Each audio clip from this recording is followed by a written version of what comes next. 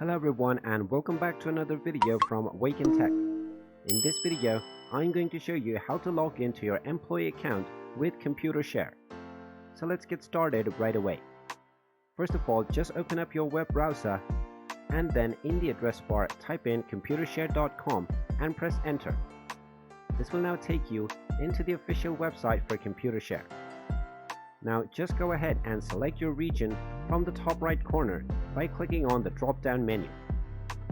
After selecting your appropriate region, you will be able to find the Login to Employee Online button at the home page.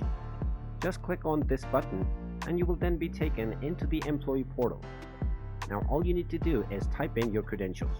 So just go ahead and type in your company code followed by your company name. Then simply click on the next button and then you will be asked to enter your login credentials, including your username and your password.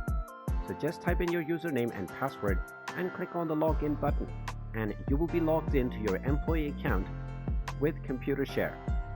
And there you have it. That is how easy it is to log into your employee account with Computershare. If you find this video helpful, make sure you hit that like button and subscribe to our channel if you haven't done so already. Also ring that notification bell to never miss another update from us. Thank you for watching and I will see you again in the next video.